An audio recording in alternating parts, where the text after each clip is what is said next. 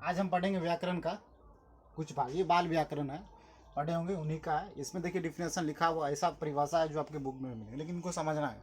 हम समझाएंगे किस तरह। देखिए भाषा किसे कहते हैं? कहता है जिसके द्वारा मनुष्य अपने मन की, यहाँ देखिए भाषा लिखा हो, भाषा जिसके द्वारा मनुष्य अपने मन के भावों को लिख कर या बोल कर दूसरे प्रकट करता उसे भाषा कहते हैं।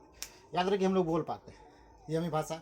मान चलिए कोई गूंगा है जिनको बोलने ही नहीं आता, तो वो भी भाषा में देते हैं, उसने कुछ बताता, जैसे उसको पानी पे करेगा, तो वो भी एक भाषा है, बताने का तरीका। जैसे कहता है कि आँख, इशारा, आंखों से ये भी एक भाषा है जिसके द्वारा मनुष्य अपने मन के, आपकी जो फीलिंग हो रहा है उनको दूसरे बता रहे, तो दूसरे वाला समझ रहा है, उसे हम भाषा कहते हैं।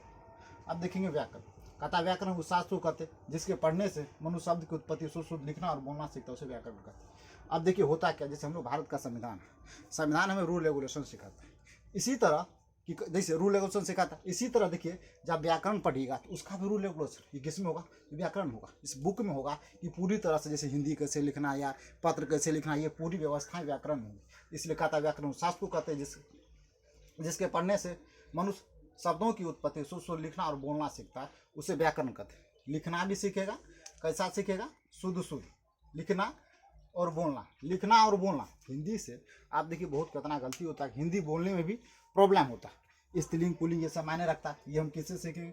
व्याकरण सीखेंगे। देखिए व्याकरण के मुख्य 3 भेद होते हैं, वर्ण विचार, शब्द विचार, वाक्य विचार। व्याकरण के कितने भेद होते हैं? 3 भेद होते हैं, वर्ण विचार, शब्द विचार और वाक्य विचार। इसको बार बार रिवाइजिंग कीजिएगा, आपको याद होगा। हो सके तो इसको लिख लीजिएगा और 2-4 बार पढ़िएगा, याद होगा, या वीडियो को 3-4 बार देखिए, आपको याद हो जाएगा। आज के लिए इतना है।